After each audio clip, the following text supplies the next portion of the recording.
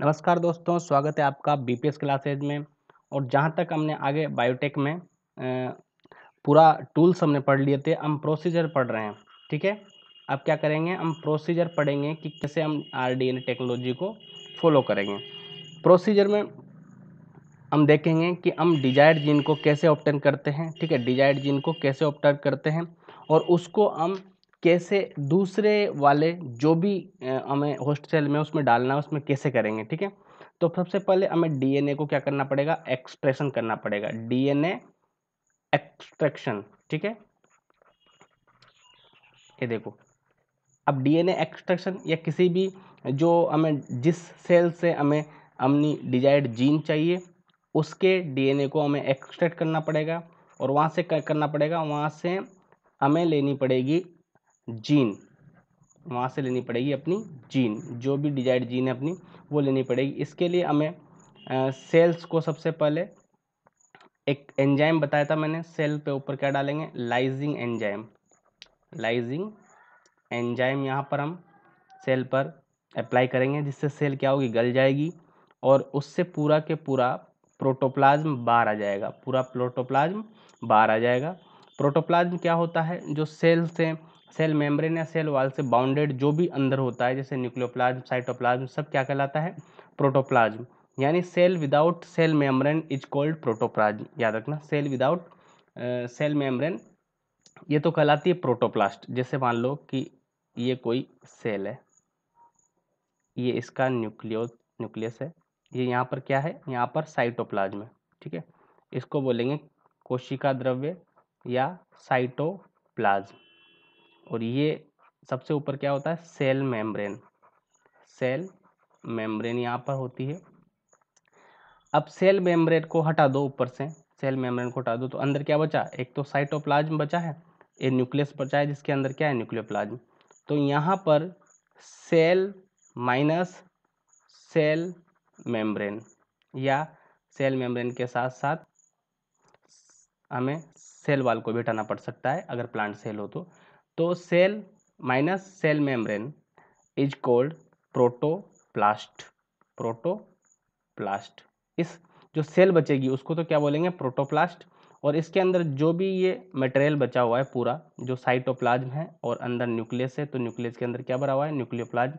तो cytoplasm plus nucleoplasm दोनों क्या हो जाएगा, प्रोटोप्लास्ट। अर्थात ये बोल सकते हैं कि प्रोटोप्लास्ट के अंदर जो भी मटेरियल होता है वो सब क्या कहलाता है, प्रोटोप्लाज्म।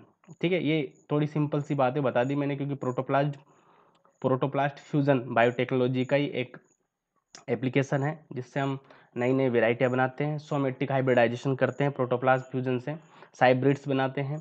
ठीक है, तो इसलिए मैंने अभी प्रोटोप्लास्ट बता दिया है कि कोई भी सेल है, कोई भी सेल है, ये सेल है अपने, कोई भी सेल है, सेल के ऊपर से उसकी बाउंड्रीज यानी सेल मेम्ब्रेन को हटा देना, तो अंदर जो भी सामान भरा रहेगा, ये जो भी चीज़ें भरी रहेगी उसको क्या बोलेंगे, प्रोटोप्लाज्म बोलेंगे।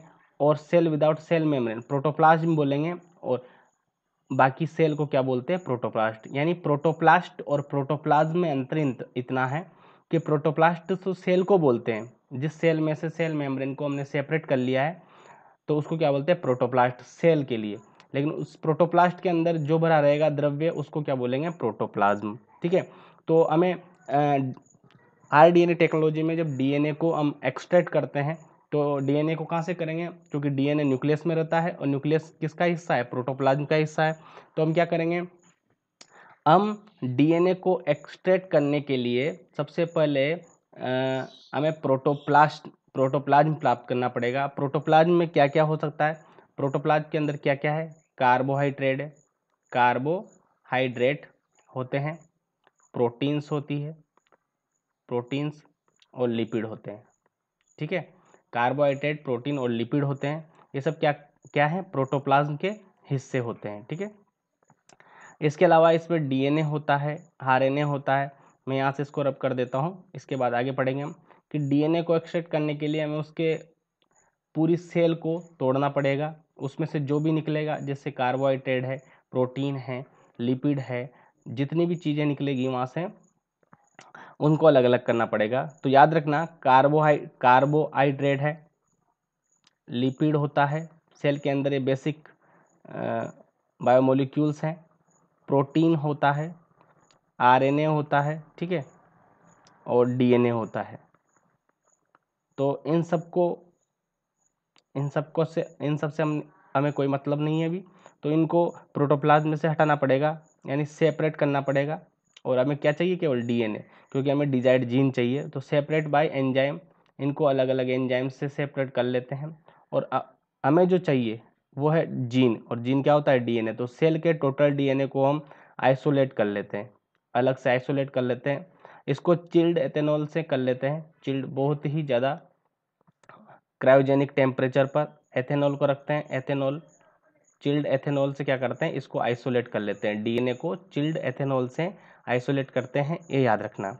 अब देखो हमें डीएनए क्या हो गया? डीएनए हमारा बाहर आ गया, पूरा डीएनए बाहर आ गया। अब मैंने बोला था आपको कि डीएनए में से हमें केवल हमारी एक्वायर्ड या रिक्वायर्ड जीन या हमारी डिजायर्ड जीन अगर हमें प्राप्त करनी है पूरे डीएनए, टोटल डीएनए में से, तो हमें बहुत सारी चीज़ों की आवश्यकता होती है। जैसे कि अलग अलग प्रकार के रैंडम डीएनए मेथड होते हैं, अलग अलग प्रकार का डीएनए मेथड होता है उसको सेपरेट करने के लिए।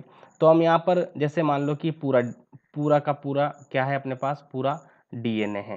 ये पूरा डीएनए अपने पास आ गया है, इसको हमने कंसिडर कर लिया है कि टोटल डीएनए है, ठीक है। ये टोटल डीएनए अपने पास आ गया है। इस टोटल डीएनए में हम आरई एंजाइम अप्लाई करेंगे। क्या करेंगे? आरई एंजाइम। अब आरई एंजाइम पढ़ना है तो हमारी पुरानी क्लास जरूर देखिए, वहाँ पर है। और हम अपना रहे हैं यहाँ पर जो कि मैंने कल पढ़ाया था, random DNA method. Random DNA method पूरा पढ़ा दिया है कल, तो ध्यान रखना उसका, रैंडम डीएनए मेथड में क्या क्या है। तो आरई एंजाइम जो काम करता है वो सबको भली भांति मालूम है कि आरई एंजाइम क्या काम करता है। पूरे डीएनए को छोटे छोटे फ्रेगमेंट में अपनी रेस्ट्रिक्शन साइट से तोड़ देता है। पूरे डीएनए को फ्रेगमेंट से रेस्ट्रिक्शन साइट से तोड़ देता है। अब यहाँ पर क्या करते हैं हम? एक मार्कर द्वारा, सेलेक्टेबल मार्कर द्वारा अपनी जो डिजायर्ड जीन है उसको हम सेपरेट कर लेते हैं। डिजायर्ड जीन को हम सेपरेट कर लेते हैं। जैसे मान लो कोई भी मार्कर यूज हो सकता है, मैंने जिस दिन आपको बता दिया मार्कर भी पुराने लेक्चर्स में सब लिखा हुआ है, ये केवल एक प्रोसीजर है जिसको मैं बता रहा हूँ दोबारा, ठीक है। अब मान लो कि अपने पास जो डिजायर्ड जीन आई है, जो भी डिजायर्ड जीन आई है, मान लो कि ये वाली अपनी डिजायर्ड जीन है। ये वाली जीन कौन सी है? अपनी जो हमें चाहिए थी, जो हमें आगे भेजनी, ये वाली डिजायर्ड जीन है। तो और इसकी मात्रा क्या है? लो है। इसकी मात्रा क्या है? लो, बहुत कम मात्रा में है, बहुत कम मात्रा इसकी हमें प्राप्त हुई है। लेकिन हमें इसकी मात्रा को क्या बढ़ाना है? बढ़ाना है, ज़्यादा करना है, मात्रा को ज़्यादा करना है। तो डीएनए का क्या करना पड़ेगा? एम्प्लीफिकेशन करना पड़ेगा। डीएनए का एम्प्लीफिकेशन करना पड़ेगा, जीन का एम्प्लीफिकेशन हमें करना पड़ेगा, ठीक है। प्रोसीजर में आगे बढ़ते हैं। यहाँ तक हमें डिजायर्ड जीन प्राप्त हो गई है। टोटल डीएनए को हमने चिल्ड एथेनॉल द्वारा आइसोलेट कर लिया है। उसके बाद आरई एंजाइम लगा के उसको कट कर दिया है। कट करने के बाद हमें डिजायर्ड जीन सेलेक्टेबल मार्कर द्वारा हमें पता चल गई है कि कौन सी डिजायर्ड जीन है। अब वो जीन की मात्रा अगर कम है तो हम इसको किससे क्या करेंगे? इसको थर्ड स्टेप में हम क्या कर लेंगे? एम्प्लीफिकेशन कर लेंगे। क्या करेंगे? एम्प्लीफिकेशन। यहाँ पर हम एम्प्लीफिकेशन करेंगे। एम्प्लीफिकेशन का मतलब होता है आवर्धन, यानी मात्रा को बढ़ाना। आवर्धन यानी मात्रा को बढ़ाना, जीन की मात्रा को हम बढ़ाते हैं। तो जीन की मात्रा को बढ़ाने का एक ही केवल तरीका है, वो क्या है? पीसीआर। क्या है? पीसीआर। इसको बोलते हैं पॉलीमरेज। ये आपको पता होगा पीसीआर, मैंने पहले जिक्र किया है इसका। पॉलीमरेज चेन रिएक्शन इसको बोलते हैं, या इसको हम बोलते हैं people choice reaction. People choice reaction, people choice reaction, ठीक है। लेकिन इसकी अगर कोई सही फॉर्म है तो ये है पॉलीमरेज चेन रिएक्शन। इसका डिस्कवरी या इसका इन्वेंशन किसने किया था? कैरी मुलिस ने किया था।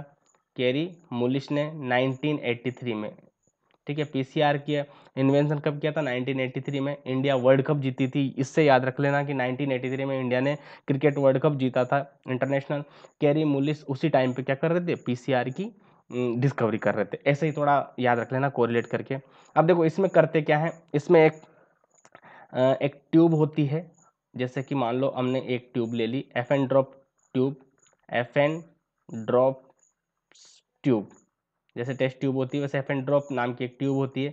उसमें हम कुछ सप्लीमेंट डाल देते हैं ताकि, और एंजाइम डाल देते हैं ताकि ये पॉलीन्यूक्लियोटाइड चेन बन जाए। या देखो एक चीज़ से हमें दो चीज़ बनानी है, एक चीज़ से हमें दो चीज़ बनानी, जैसे कि फोटोकॉपी करना है तो हमें एक मेन कॉपी ओरिजिनल कॉपी रखनी पड़ेगी और उसी के साथ क्या रखना पड़ेगा, ब्लैंक पेज रखने पड़ेंगे, ठीक है, ताकि उस पर छप सके।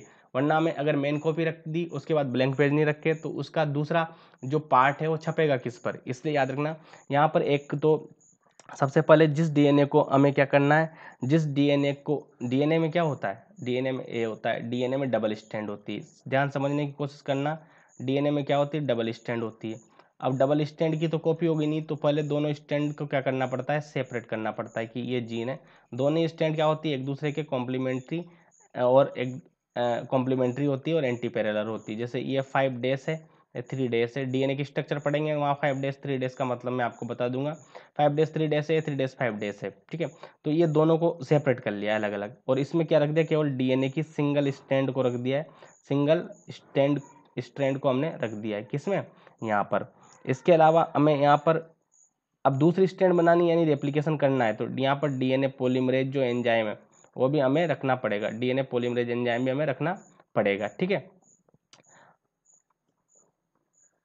नोट्स साथ साथ बनाते रहना, नोट्स जितने भी नोट्स बनाओगे आप उसको पढ़ना, जब एग्ज़ाम दोगे जब पता चलेगा कि कितने इंपॉर्टेंट ये सब चीज़ें कितनी इंपॉर्टेंट थी अपने लिए, ठीक है। एग्ज़ाम में क्वेश्चन जरूर बनेंगे, याद से इनको ध्यान रखना, ठीक है। यहाँ पर एंजाइम लगा दिया हमने, कौन सा, डीएनए पॉलीमरेज, पॉलीमरेज एंजाइम, याद रखना डीएनए से डीएनए बनाने वाला डीएनए पॉलीमरेज होता है।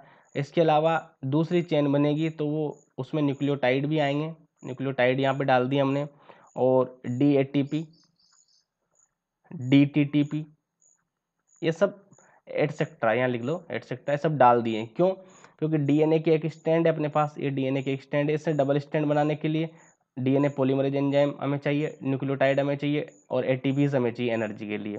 तो याद रखना ये सब चीज़ें हमें रिक्वायर रहेगी, तो हम इसको पहले से ले लेते हैं, ठीक है।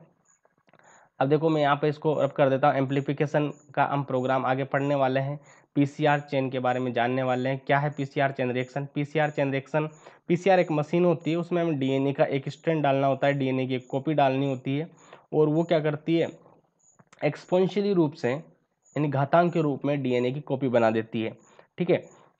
ये चीज़ तुम्हें याद रखनी पड़ेगी। अब देखो हमने एक ट्यूब ली जिसको एफ एंड ड्रॉप ट्यूब बोलते हैं, उसमें डीएनए पॉलीमरेज, डीएनए की कॉपी ऑफ जीन, डीएनए की स्ट्रैंड का मतलब क्या था, जीन की कॉपी हमने डाल दी है वहाँ पर, और बहुत सारे न्यूक्लियोटाइड डाल दें, और एक एंजाइम डाल दिया है जिसको बोलते हैं डीएनए पॉलीमरेज एंजाइम हमने डाल दिया है। अब देखो डीएनए पॉलीमरेज क्या करेगा, उसके पास रॉ मटेरियल है तो वो फॉर्म करना स्टार्ट कर देगा डीएनए की दूसरी स्ट्रैंड को, पॉलीमराइजेशन ये कर देता है, पॉलीमराइजेशन ये कर देता है, यानी इसमें क्या होता है, पॉलीमर बनता है, पॉलीमर बनता है, इसमें क्या होता है, पॉलीमर बनता है, इसलिए इसे पॉलीमरेज चेन रिएक्शन कहते हैं। पॉलीमर क्या होता है, बहुलक होते हैं, पॉलीमर बनता है जैसे कि डीएनए की एक स्ट्रैंड से दूसरी स्ट्रैंड, डीएनए खुद पॉलीमर है, और एक स्ट्रैंड से दूसरी स्ट्रैंड बनाने के लिए दूसरी स्ट्रैंड को भी क्या होना, पॉलीमर। किसके पॉलीमर, डीएनए किसके पॉलीमर होते हैं, डीएनए किसके पॉलीमर होते हैं, डीएनए पॉलीमर होते हैं न्यूक्लियोटाइड के, किसके, न्यूक्लियोटाइड, डीएनए किसके पॉलीमर होते हैं, न्यूक्लियोटाइड के, इसलिए डीएनए को कभी कभी क्या बोलते हैं, पॉली न्यूक्लियोटाइड चेन, पॉली यानी बहुत सारे न्यूक्लियोटाइड, पॉली न्यूक्लियोटाइड हम बोलते हैं किसको, डीएनए को पॉली न्यूक्लियोटाइड भी बोल देते हैं। अब देखो यहाँ पर इस मशीन में, पीसीआर मशीन में कुछ एंजाइम ऐसे चाहिए जो किसके खिलाफ हो, हीट के खिलाफ, यानी हीट सेंसिटिव एंजाइम यहाँ पर नहीं होने चाहिए, हीट सेंसिटिव एंजाइम नहीं, क्योंकि यहाँ पर थोड़ी हीट की आवश्यकता पड़ती, तो हीट सेंसिटिव एंजाइम नहीं होनी चाहिए। यहाँ पर हीट के लिए रेजिस्टेंस एंजाइम की जरूरत है, रेजिस्टेंट एंजाइम की यहाँ पर जरूरत है हीट के लिए, और वो एक एंजाइम है, पॉलीमरेज तो काम लेंगे लेकिन कौन सा polymerase, Taq polymerase, Taq polymerase हम एंजाइम काम लेंगे, ठीक है। और ये कहाँ से प्राप्त होता है, एक बैक्टीरिया से प्राप्त होता है, टेक पॉलीमरेज एक बैक्टीरिया से जिसको बोलते हैं थर्मोफिलस, थर्मोफिलस एक्वेटस, थर्मोफिलस एक्वेटस, ठीक है। याद रखना थर्मोफिलस एक्वेटस एक बैक्टीरिया है, उससे हम क्या प्राप्त करते हैं, उससे हम प्राप्त करते हैं टेक पॉलीमरेज को, थर्मोफिलस एक्वेटस, याद रखना ये 70 डिग्री सेंटीग्रेड पर भी बेहतर काम करता है। 70 डिग्री सेंटीग्रेड, हालांकि एंजाइम किसके बने होते हैं, प्रोटीन के बने होते हैं, और प्रोटीन क्या से होती है, थर्मोसेंसिटिव होती है। प्रोटीन का विखंडन या उसकी जो नेचर है, डीनेचरेशन हो जाता है अगर उसमें ज़्यादा टेम्परेचर हो तो बहुत कम एंजाइम है जो थर्मोसेंसिटिव थर्मो रेजिस्टेंस होते हैं, जिसमें से एक एंजाइम है टेक पॉलीमरेज, और ये मिलता है थर्मो एक्वेटस बैक्टीरिया से, जो कि एक ऐसी जगह पर रहता है, ऐसी जगह पर अपना मेटाबॉलिक रिएक्शन करता है जहाँ पर तापमान बहुत होता है, गर्म पानी होते हैं, झरने होते हैं, वहाँ पर अंदर से पानी निकलता है जमीन में से, तो जो भूगर्भिक ताप होता है, जियोथर्मल एनर्जी को ये क्या करता है, ऐसे बैक्टीरिया होते हैं जो जियोथर्मल एनर्जी को क्या करते हैं, यूज करते हैं अपने फूड कंजप्शन में या फूड फॉर्मेशन में, जियोथर्मल एनर्जी को। और ये आर्की बैक्टीरिया होते हैं, कैसे होते हैं, आर्की बैक्टीरिया की श्रेणी में ही आते हैं। ऐसे बैक्टीरिया जो थर्मो रेजिस्टेंट होते हैं वो आर्की बैक्टीरिया की श्रेणी में आते हैं। यहाँ तक समझ में आया। अब देखो कुछ एंजाइम और भी हैं, लेकिन वो हमें यहाँ पे याद नहीं रखने हैं, लेकिन मैं बता देता हूँ नाम उनका। एक है पायरोकोकस फ्लोरोसिस बैक्टीरिया से प्राप्त होने वाला पी फ्लू पॉलीमरेज, है ना, ऐसे ध्यान रखना, पी फ्लू पॉलीमरेज एक एंजाइम है जो पायरोकोकस फ्लोरोसिस से प्राप्त होता है। एक तो एंजाइम ये भी एक वेंट पॉलीमरेज है जो थर्मोकोकस लिलोरिस से प्राप्त होता है। ये हमें ज़्यादा ध्यान नहीं रखना है, लेकिन हमें ध्यान रखना है किस चीज़ का, हमें ध्यान रखना है सबसे पहले टेक पॉलीमरेज का, जो कि पीसीआर में काम आएगा। ठीक है, अब यहाँ सबसे इंपॉर्टेंट चीज पढ़ने वाली steps of PCR, steps of PCR हमें याद रखनी पड़ेगी। पीसीआर की कौन कौन सी स्टेप है। पहली स्टेप जो बोलते हैं पीसीआर में, उसको बोलते हैं डीनेचुरेशन, डीनेचुरेशन यानी विकृतीकरण। ये होगा अपने 94 डिग्री सेंटीग्रेड टेम्परेचर पर। जैसे कि मान लो ये एक अपने पास क्या है, डीएनए है, ये 5 डेज टू 3 डेज ये वाली सीरीज है, 3 डेज से 5 डेज ये वाली सीरीज है, और इसके ये बॉन्ड है, हाइड्रोजन बॉन्ड है जिससे दोनों लड़ जुड़ी हुई है। अब डीनेचुरेशन का मतलब होता है दोनों को अलग अलग करना, यानी बॉन्ड को तोड़ना, दोनों को अलग अलग करके बॉन्ड को तोड़ना, इसका मतलब होता है 5 डेज टू 3 डेज और 3 डेज से 5 डेज। ठीक, और तो ये बॉन्ड क्या हो गए, ब्रेक हो गए, दूर दूर हो गए बॉन्ड। तो ये यहाँ पर देखो, यहाँ से बॉन्ड टूट गए है, तो ये डीनेचुरेशन हो गया, 94 डिग्री सेंटीग्रेड टेम्परेचर पर ये हो जाता है। दूसरी स्टेप है यहाँ पर एनेलिंग। ठीक है, एनेलिंग, एनेलिंग होती है 54 डिग्री सेंटीग्रेड पर। एनेलिंग का मतलब होता है कि जो तुमने दोनों लड़े तोड़ी है, ये वाली और ये वाली, एक है तुम्हारे पास 5 3, एक है अपने पास 3 5, ये दोनों लड़े तोड़ी है, तो यहाँ पर ये जो तुम्हारे बॉन्ड टूटे हैं, यहाँ से दोबारा चेन का फॉर्मेशन होना स्टार्ट होगा। जैसे कि हमेशा तुम्हें पता है कि रेप्लिकेशन क्या होता है, डीएनए से डीएनए बनना, डीएनए की एक लड़ से दूसरी बनने, जो हमेशा कैसे बनेगा, 5 डेज से 3 डेज साइज में बनेगा। हमेशा याद रखना 5 डेज से 3 डेज डायरेक्शन में क्या होता है, रेप्लिकेशन। तो 5 डेज से 3 डेज बनने के लिए, तो ये 5 डेज से 3 डेज तो ये वाली चेन है। अब देखो यहाँ पे 5 डेज से 3 डेज बनना है, तो यहाँ से बनना स्टार्ट होगा, और किधर की तरफ चलेगी श्रृंखला, इधर की तरफ चलेगी, ये 3। तो ये 5 डेज से 3 डेज बनना स्टार्ट होगी दूसरी सीरीज, ये 5 डेज से 3 डेज बनना स्टार्ट होगी, ये 3 डेज आ गई। और यहाँ पर सबसे पहले यूज होगा प्राइमर। ठीक है, एक 5 डेज से 3 डेज पर जो रेप्लिकेशन हो रहा है वो क्या होगा, एक प्राइमर के थ्रू होगा। एक प्राइमर छोटा सा डीएनए का टुकड़ा होता है, वो आगे लगता है, जैसे कोई भी चीज आगे लगा दो, वो आगे से चलती रहेगी, पीछे वाली ट्रेन लाइक स्ट्रक्चर में आगे बढ़ती रहेगी। तो यहाँ पर डीएनए पॉलीमरेज काम करता है, और यहाँ पर 5 डेज से 3 डेज कंटिन्यूस अपने क्या बनती रहती है, एक चेन बनती रहती है। और यहाँ पर भी नीचे भी एक प्राइमर जुड़ जाता है, पहले प्राइमर आगे बढ़ता रहता है, और धीरे धीरे चेन भी आगे बढ़ती रहती है, ऐसे ये प्राइमर इसको ले जाता है। तो यहाँ भी क्या होता है, 5 डेज से 3 डेज एक चेन बनने लगती है। तो दोनों जो चेन हमने सेपरेट किए, डीएनए की दोनों चेन हमने सेपरेट किए, तो दोनों चेन पे ही अलग अलग एक और चेन बनने लग जाती है। ठीक है, तो इसको बोलते हैं एनेलिंग या प्राइमर का जुड़ना। ठीक है, प्राइमर का जुड़ना और क्या स्टार्ट हो जाना, डीएनए पॉलीमराइजेशन स्टार्ट हो जाना। अब तीसरी स्टेप हम यहाँ पे देखेंगे। पहली स्टेप 94 डिग्री सेंटीग्रेड टेम्परेचर जिसको बोलते हैं डीनेचरेशन, और दूसरी स्टेप है अपने पास एनेलिंग जिसको बोलते हैं 54 डिग्री सेंटीग्रेड पर। यहाँ पर अपने पास क्या जुड़ गया है, यहाँ पर अपने पास डीएनए प्राइमर जुड़ गया है, आरएनए प्राइमर जुड़ गया है। प्राइमर आगे डीएनए पॉलीमरेज को आगे खींचता हुआ ले जाएगा। आरएनए प्राइमर बोलते हैं, प्राइमर्स बोलते हैं जो कि स्टार्ट कराते हैं रेप्लिकेशन को। ठीक है, एनेलिंग 54 डिग्री पर हो गया है। अब तीसरी स्टेप हम देखेंगे। तीसरी स्टेप सबसे महत्वपूर्ण स्टेप एक्सटेंशन। एक्सटेंशन का मतलब होता है प्रसार। तो अब वो जहाँ से स्टार्ट हुआ है, स्टार्ट हो गया, लेकिन पूरी चेन नहीं बनी है। अब प्रसार होगा तीसरी स्टेप में, जिसको बोलते हैं एक्सटेंशन, या 72 डिग्री सेंटीग्रेड पर क्या होगा, एक्सटेंशन होगा। और यहाँ पर काम कौन सा एंजाइम आएगा, टेक पॉलीमरेज, जो कि हमें थर्मो रेजिस्टेंस एंजाइम हम जो यूज ले रहे थे, टेक पॉलीमरेज यहाँ पर काम आएगा। ठीक है, तो यहाँ पर जो चीज बनना स्टार्ट हुई थी, जैसे यहाँ पर 5-3 और यहाँ पर 3-5, ये दो स्टैंड थी। ठीक है, तो यहाँ से बनना स्टार्ट हुआ था अपने पास कि 3 से 5 बनना स्टार्ट हुआ था, और यहाँ यहाँ 5 से 3 बनना स्टार्ट हुआ था। यहाँ 5 से 3 इस डायरेक्शन में बनेगा, और यहाँ भी 3 से 5 है, तो यहाँ भी 5 से 3 स्टैंड पे यहाँ से बनना स्टार्ट होगा। ठीक है, तो दोनों ये चेन बनना स्टार्ट हो गई है, और ये आगे जुड़ भी गई है। तो देखो, एक डीएनए तो ये कंप्लीट हो गया, एक डीएनए अपना ये वाला कंप्लीट हो गया, तो एक डीएनए, दो डीएनए। तो एक लड़ से एक डीएनए को हमने काटा, उसमें से दोनों चीजें सेपरेट की है। दोनों चीजें सेपरेट करने के बाद दोनों पर एक एक स्टैंड और बना दिए, तो एक डीएनए से क्या हो गया, दो डीएनए हो गया। इस प्रकार यहाँ पर 2 की पावर n डीएनए बन जाते हैं, 2 की पावर n डीएनए बन जाते हैं। एक बार साइकिल चलाइए, एक बार हमने क्या साइकिल चलाई है, पीसीआर एक बार स्टार्ट की, तो एक से क्या हो गया, दो डीएनए बन गए। अब दो बन गए, तो दो से क्या हो जाएगा, दो से दूसरी बार साइकिल चलाएंगे तो दो से क्या हो जाएगा, चार।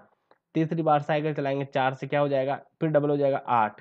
ठीक है, तो हम ऐसा ना जोड़कर ऐसा बोलते हैं कि 2 की पावर n फॉर्मूले से कितनी कॉपी बनेगी डीएनए की, वो देख लेते हैं। इतना डीएनए बनेगा, n यहाँ पर क्या हो जाएगा, n यहाँ पर क्या हो जाएगा, नंबर ऑफ साइकिल। जैसे कि हमने 8 बार पीसीआर का उपयोग किया, 8 बार पीसीआर का उपयोग किया, तो अपने पास कितने डीएनए प्राप्त होंगे, तो 2 की पावर 8 कर लेना, इसका आंसर यहाँ पर आपको मिल जाएगा, इतने डीएनए अपने पास हो गए। ठीक है, तो ये पीसीआर का एक छोटा सा प्रोसीजर है, जिसमें से 3 स्टेप इंपॉर्टेंट है। एक पहली स्टेप आती है डीनेचरेशन। डीनेचरेशन किसका, डीएनए की दोनों स्ट्रैंड का। दूसरी स्टेज आता है एनेलिंग, जिसमें आरएनए प्राइमर जुड़ता है 54 डिग्री सेंटीग्रेड पे। जो तीसरी स्टेप है, सबसे महत्वपूर्ण स्टेप्स है, जिसको बोलते हैं एक्सटेंशन, या डीएनए की दोनों लड़ियों के बनने का प्रसार होना, जिससे पूरा कंप्लीट हो जाता है डीएनए। वो होता है टेक पॉलीमरेज, या 72 डिग्री सेंटीग्रेड तापमान में। तो ये अपने पास क्या हो गया, ये हो गई अपने पास पीसीआर खत्म। तो यहाँ पर हम अगर पीसीआर का उपयोग इसलिए करते हैं, जब भी कोई भी अपना जो रिक्वायर्ड एक्वायर्ड जो भी जीन है, या जिसको भी एग्जामिन कर रहे हैं, जिसको भी बना रहे हैं, अगर उसकी मात्रा अपने पास कम हो, तो उसको ज़्यादा बनाने के लिए, अगर मात्रा कम हो तो उसको ज़्यादा बनाने के लिए हम किसका यूज करते हैं, पीसीआर का। यानी जीन का डुप्लीकेशन करने के लिए हमें पीसीआर का उपयोग करना पड़ता है। अब देखो, यहाँ पर अपने पास जीन आ गई है, जीन अपने पास प्राप्त हो गई, और काफ़ी मात्रा में हमने प्राप्त कर ली है, सब चीज़ आ गई। हम आरडीएनए का क्या करेंगे, फॉर्मेशन करेंगे, जो कि मैंने बता दिया था कि आरडीएनए का फॉर्मेशन कैसे होता है। आरडीएनए फॉर्मेशन देखो, सबसे पहले हम आरडीएनए का फॉर्मेशन करने के लिए प्लाज्मिड का यूज करते हैं। वेक्टर, हमें क्या चाहिए, वेक्टर चाहिए। ठीक है, और अपनी एक ये वाला डीएनए है, ये वाली जीन है, इसका हमें इसमें से एक्वायर्ड जीन चाहिए।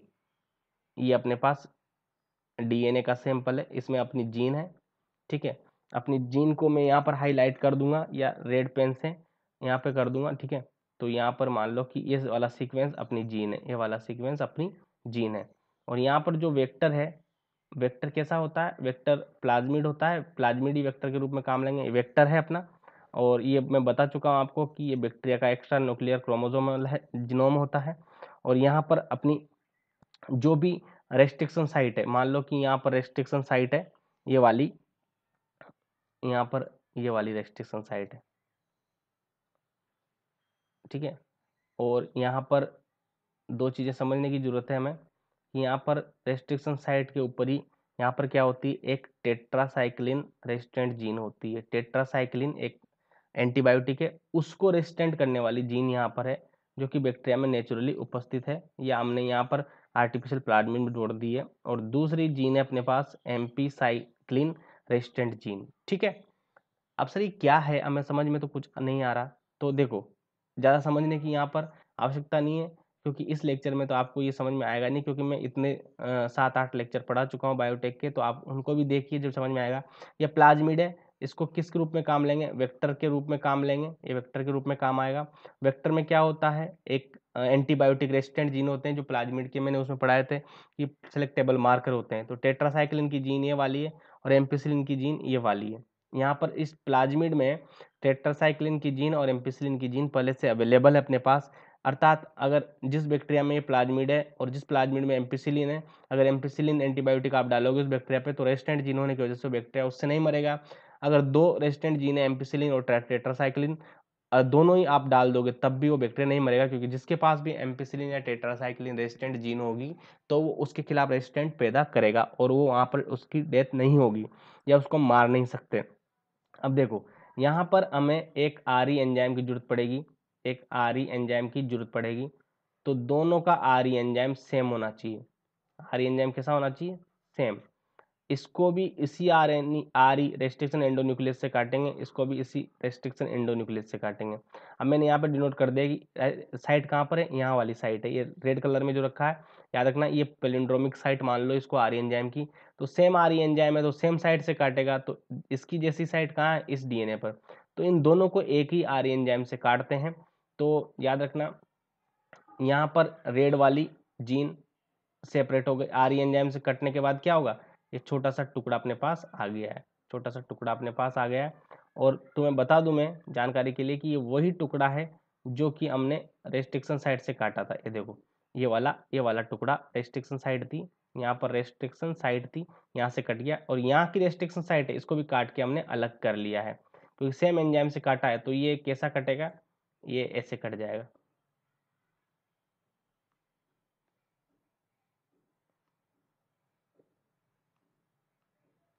देखो ये अपने पास ये दोनों ये वेक्टर है, तो हमने यहाँ से तो काट डाला ना इसको, यहाँ से कट गया क्योंकि जहाँ भी रेड कलर वाली साइड मैंने बनाई है वहाँ से कट हो जाएगा। तो ये यहाँ पर अपने पास जो एक जीन है एम्पिसिलिन रेजिस्टेंस की, ये जीन किसकी है, एम्पिसिलिन रेजिस्टेंट की, ये जीन तो यहाँ पर है, लेकिन ये वाला कट लगा यहाँ पर, ये वाला रेड कलर वाला पार्ट अलग चल गया, इसको हटा देंगे यहाँ से। तो यहाँ पर जो टेट्रासाइक्लिन वाली जीन है वो डिस्टर्ब हो गई है, क्या हो गया, टेट्रासाइक्लिन वाली जीन क्या हो गई, डिस्टर्ब हो गई है। टेट्रासाइक्लिन रेजिस्टेंट जीन क्या हो गई, डिस्टर्ब हो गई, कट गई है। और इसको हमें किस में ऐड करना है, इसको हमें इसमें ऐड करना है, ठीक है, इसको हमें इसमें ऐड करना है। तो हमें इसमें ऐड करना पड़ेगा, ये ऐड कर दिया है, ऐड आराम से हो जाएगा, ये वाली जीन इसमें आराम से ऐड हो जाएगी, क्योंकि रेस्ट्रिक्शन एंडोन्यूक्लियस जब काटता है इकोलाई वाला जो एंजाइम जो काटता है, मान लो कि इकोलाई का प्लाज्मिड है उसको इकोआर फर्स्ट जो कि रेस्ट्रिक्शन एंजाइम है उससे काटा, तो दोनों तरफ सेम कट लगाएगा। तो यहाँ वाला जो टुकड़ा निकला है, यहाँ वाला जो टुकड़ा निकला है, तो यहाँ वाला भी वैसा ही टुकड़ा निकलेगा जैसा इसमें जो टुकड़ा निकलेगा, क्योंकि दोनों के एंजाइम सेम है। तो हमें इस टुकड़े को हटाकर इस टुकड़े को जोड़ना है, इस टुकड़े को हटा के इस टुकड़े को जोड़ना है। देखो ये वाला सेम टू सेम ये वाला जीनोटाइप ये वाला टुकड़ा यहाँ पर जुड़ गया है। तो ये अपना क्या बन गया, ये यहाँ पर अपना बन गया है आर डी एन ए बन गया है। जोड़ने के लिए हम लाइगेज एंजाइम का प्रयोग करते हैं, काटने के लिए रेस्ट्रिक्शन एंडोन्यूक्लियस एंजाइम का प्रयोग यहाँ पर करते हैं, ठीक है।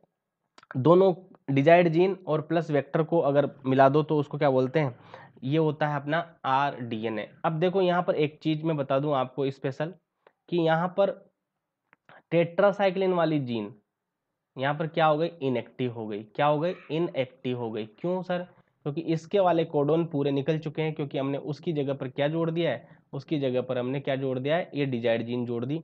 तो डिजाइड जीन के जुड़ने पर, डिजाइड जीन के जुड़ने पर जब प्लाज्मिड की एम्पिसिलिन जीन और टेट्रासाइक्लिन जीन में से कोई भी एक जीन क्या हो जाए, इनएक्टिव हो जाए, क्या हो जाए, इनएक्टिव हो जाए, कोई भी एक जीन इनएक्टिव हो जाए, तो इसको बोलते हैं हम इंसर्शनल इनएक्टिवेशन। क्या बोलते हैं, इंसर्शनल इनएक्टिवेशन। इंसर्ट करने पर, इंसर्ट करने पर जैसे हमने जो इंसर्ट का मतलब कि हमने एक जो जीन है, रिक्वायर्ड जीन है, उसको हमने इंसर्ट कर दिया है, किस में, प्लाज्मिड में कर दिया है इंसर्ट, तो वो इंसर्शनल इनएक्टिवेशन हो गई है, किसकी जीन, ये जीन हो गई इनर्शन, इनर्शन इनएक्टिवेशन। याद रखना इस पर, अगर किसको, अभी यहाँ पर कौन सी हुई है, यहाँ पर हुई है टेट्रासाइक्लिन वाली। देखो क्यों, क्योंकि उस वाला पार्ट को हमने काट दिया, क्योंकि टेट्रासाइक्लिन जीन वहां पर थी जहां पर बैक्टीरिया आरी एंजाइम की रेस्ट्रिक्शन साइट थी। तो रेस्ट्रिक्शन साइट को हमने जिस एंजाइम से काटा, इस वजह से टेट्रासाइक्लिन वाली जीन भी खत्म हो गई है। और वहां पर हमने क्या जोड़ दिया है, वहां पर हमने जोड़ दिया है डिजाइड जीन। ठीक है, तो इंसर्ट कर दिया है हमने डिजाइड जीन को, यहाँ पर इंसर्ट कर दिया है। और इंसर्ट करने से टेट्रासाइक्लिन वाली, जो कि टेट्रासाइक्लिन के खिलाफ एंटीबायोटिक रेस्पॉन्स देती थी, तो वो जीन अब क्या हो गई, इनएक्टिव हो गई है। इसको बोलते हैं इंसर्शनल इनएक्टिवेशन। ये शब्द बहुत ही ज्यादा महत्वपूर्ण है, इसको याद रखना, ये आ सकता है क्वेश्चन, इंसर्शनल एक्टिवेशन क्या होता है। ठीक है, ये याद रखना। अब देखो यहाँ पे अपने पास एक ऐसा आरडीएनए प्राप्त हो गया जिसमें 2 एंटीबायोटिक रेजिस्टेंट जीन है। एक को हमने जीन जोड़ते टाइम पर, वो इंसर्ट करने के टाइम पे इंसर्शनल इनएक्टिवेशन हो चुका है उसका, मतलब अब वो काम करने लायक जीन नहीं है, मतलब वो टेट्रासाइक्लिन के खिलाफ क्या नहीं देगी, रेजिस्टेंस नहीं देगी। अब हमें नेक्स्ट स्टेप में क्या करना पड़ेगा, नेक्स्ट 5वीं स्टेप में हमें क्या करना पड़ेगा, 5th स्टेज में, कि हमें ट्रांसफर करना पड़ेगा किसको, जो आरडीएनए है उसको ट्रांसफर करना पड़ेगा, transfer of rDNA into suitable host, into suitable host.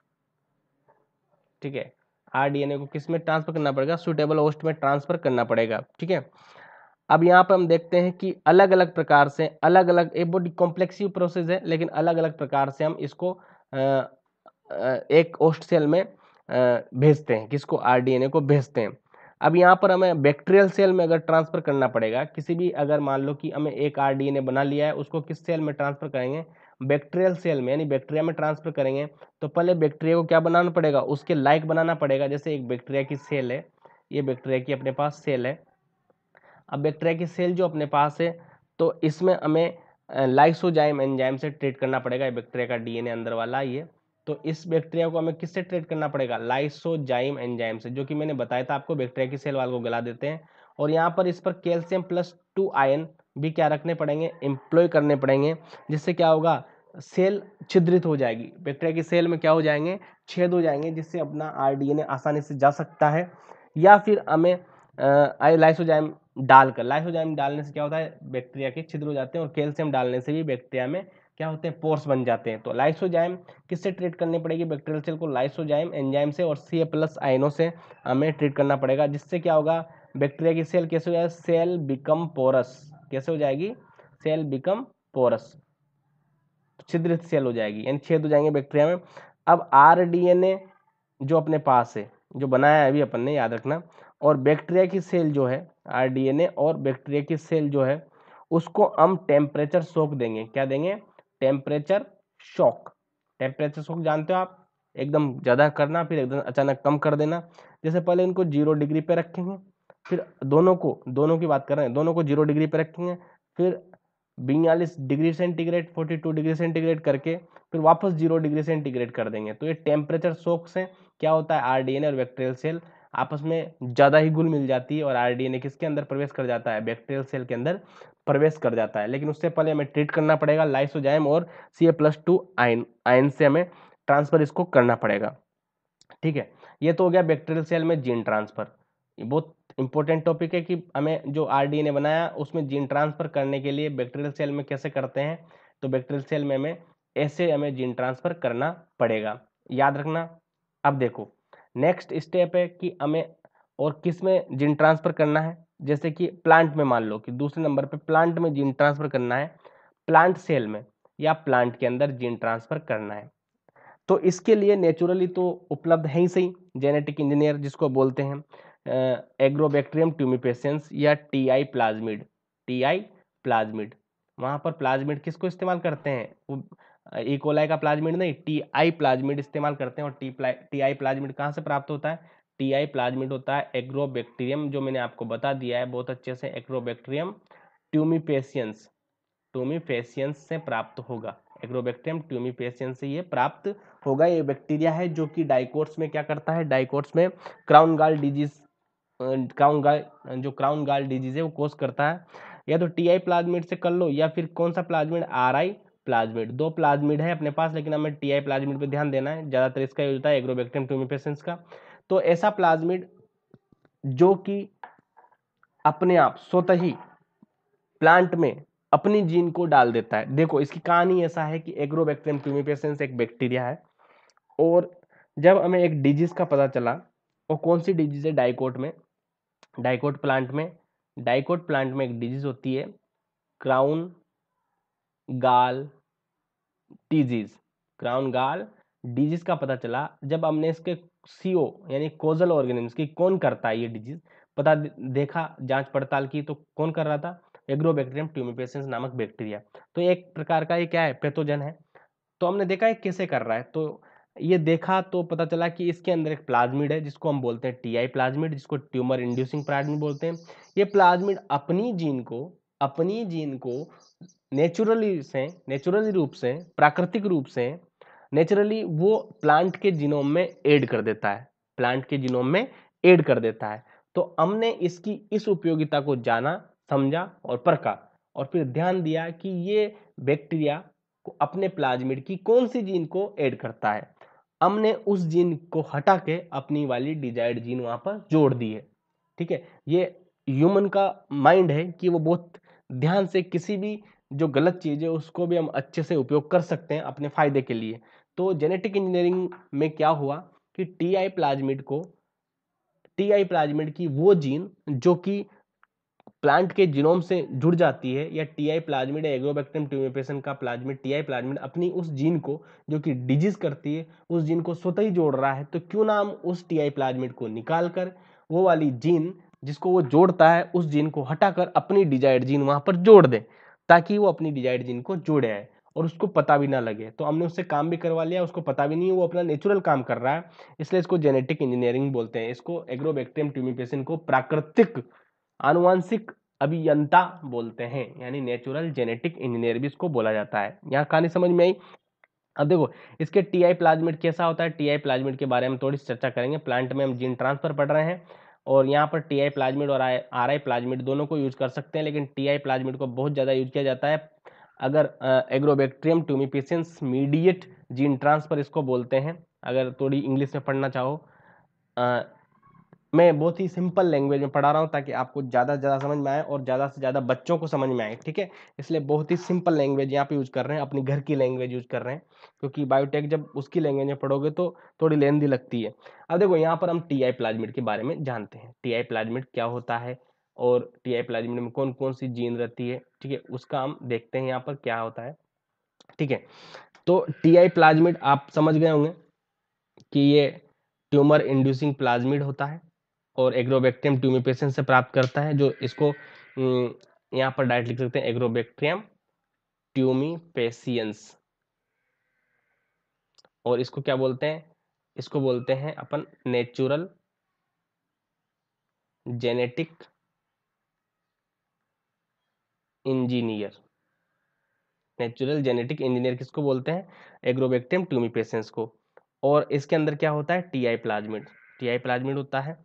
अब एग्रोबैक्टीरियम क्या डिजीज कोज करता है, क्राउन गाल डिजीज करता है, केवल डाइकोट में, इसका भी कारण बताऊंगा मैं, केवल डाइकोट में करता है। तो टीआई प्लाज्मिड का हम यहाँ पर एक सचित्र वर्णन करना चाहेंगे एक बार। यहाँ पर हम टीआई प्लाज्मिड को बना लेते हैं, अच्छे से मैं बना देता हूँ यहाँ पर। ठीक है, टीआई प्लाज्मिड को देखो,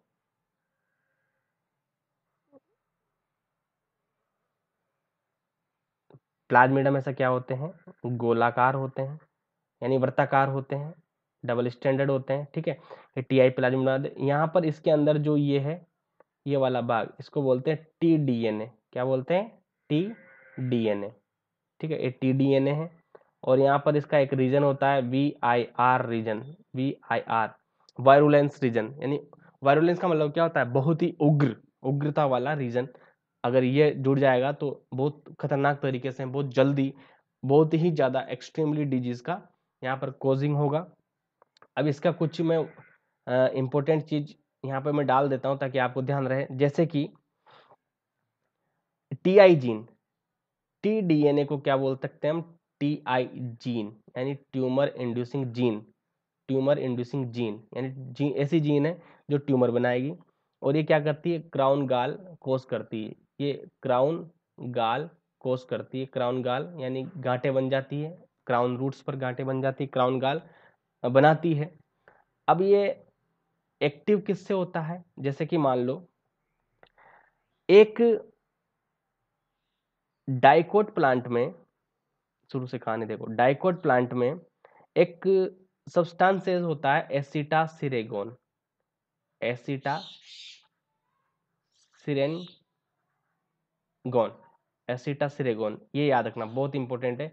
एसिटासिरेगोन ये एक प्रकार से केमिकल है जो कि डाइकोट प्लांट में रूट्स में निकलता है या डाइकोट प्लांट की सेल से निकलता है। और ये किसका काम करता है, इंड्यूसर का, किसका, इंड्यूसर का काम करता है। ये प्लांट में निकलता है, किस में निकलता है, प्लांट में। जब बैक्टीरिया, एग्रोबैक्टीरियम ट्यूमिपेसेंस बैक्टीरिया प्लांट की सेल में जाता है तो प्लांट की सेल में नेचुरली रूप से कौन उपस्थित होता है, एसिटासिरेगोन।